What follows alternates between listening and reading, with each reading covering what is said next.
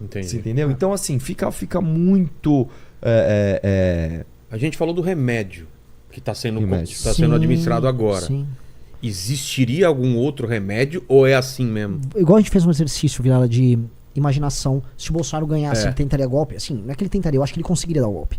O outro exercício de imaginação é, e se não houvesse nenhuma dessas investigações? Se o Alexandre de Moraes não tivesse feito o conjunto de tudo que ele fez. Exatamente. Se não brecasse esses influenciadores. O Casarão esteve aqui semana passada, ele falou, tem todo esse problema, mas a gente não tem a linha temporal se ele não tivesse dado esse chega pra lá. Exato. Provavelmente a gente estaria numa realidade de muito diferente. Então a gente não tem como saber. A gente estaria no caos. Absolutamente, nós estaremos no caos. O Roberto Jefferson estaria agindo.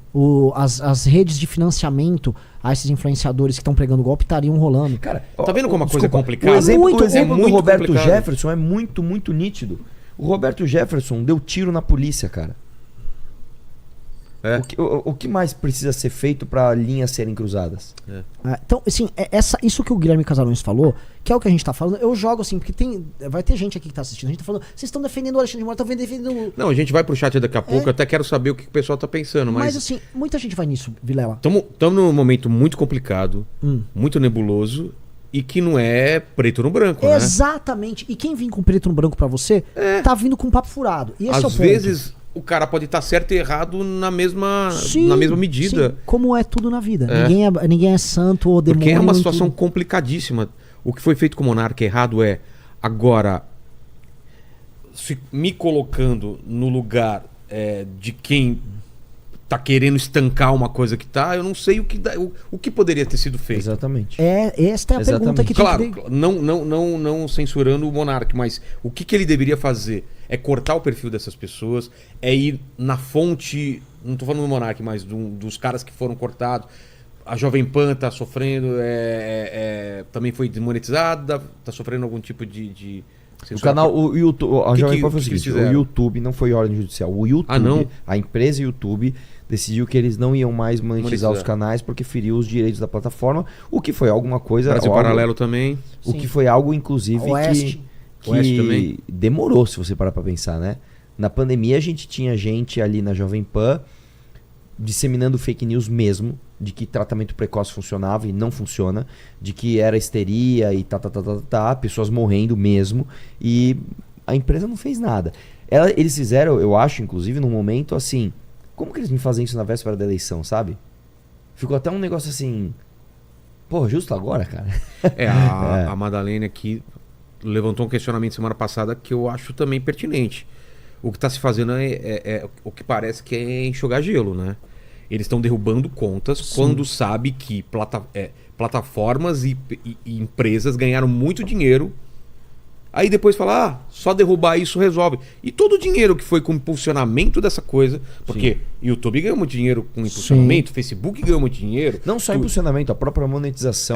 Exatamente, aquilo era espalhado para todo mundo. Sim. E agora que depois que a Jovem Pan é o maior canal de YouTube do Brasil em termos de monetização. Não, eu acho que a Jovem Pan é um dos maiores canais de live do mundo. Então, mas ela só colocou esse questionamento, fala assim, esse ataque coordenado, foi ela que falou isso, né? Agora eu tô confundindo. Foi ela, né? Esse ataque coordenado, tudo bem.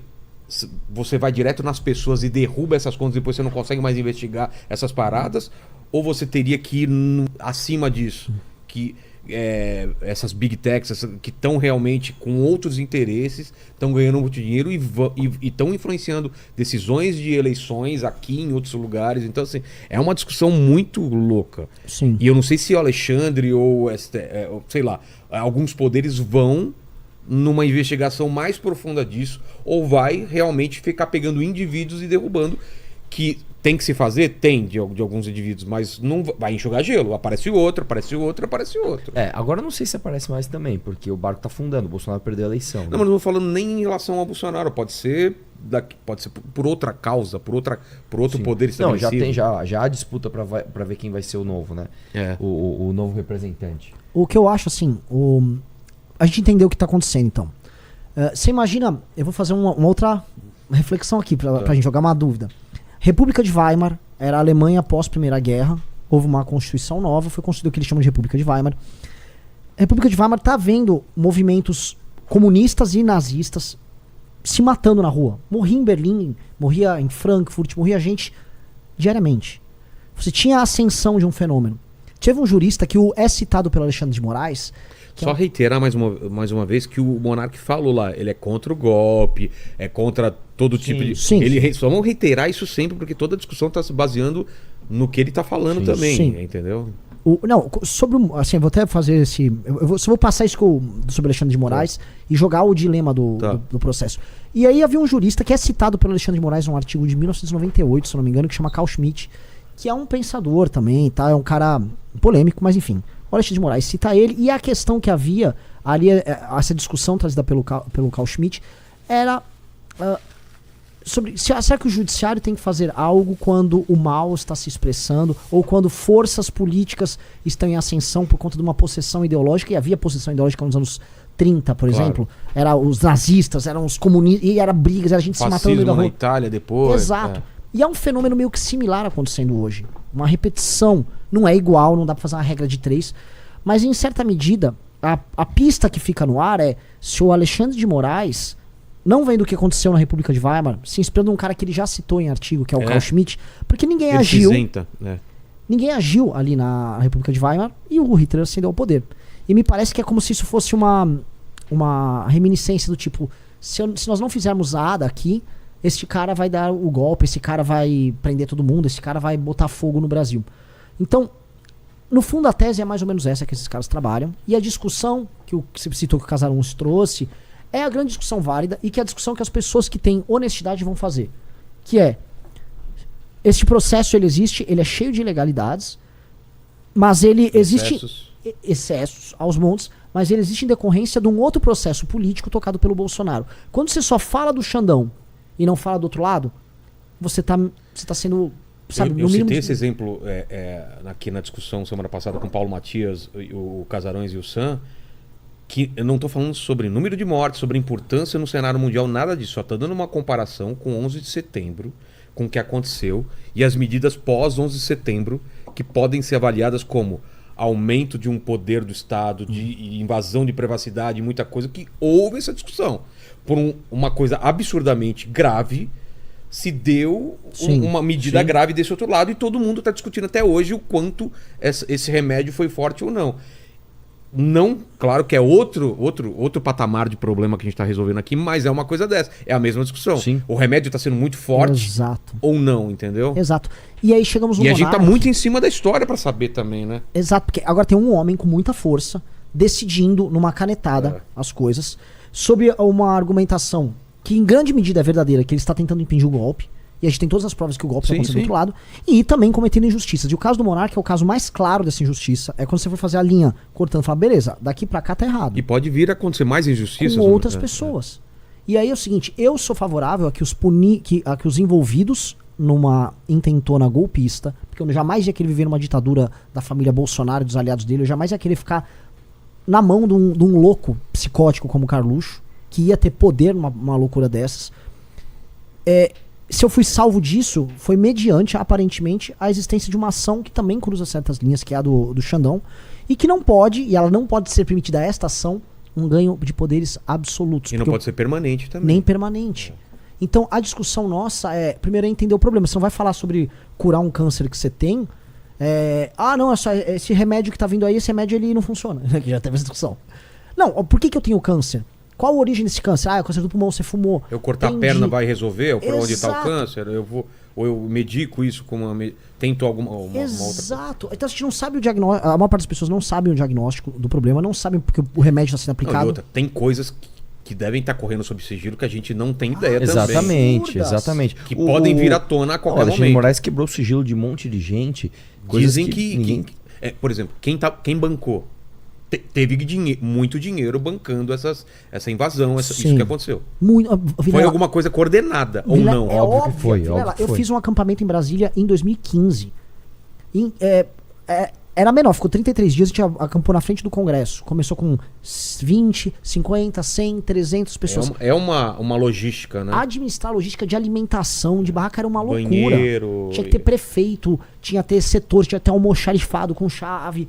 gente doando, começava a chegar, do nada mandava um agricultor, mandava umas carnes pra lá, a coisa era louca. A gente tá falando de dezenas de acampamentos como esse. Ônibus, transporte, comida. Exato. Foi uma operação de muitos milhões de reais. De mais de uma dezena de milhões de reais. De onde veio esse dinheiro? Por que o interesse numa coisa que não tinha um resultado claro? Porque assim, ó, ficar na frente de um quartel, quem investe nisso não está investido porque eu gosto de quartéis. As pessoas não estavam reivindicando uma reforma pra esse empresário pagar menos imposto. O cara tá na frente do quartel pedindo um golpe.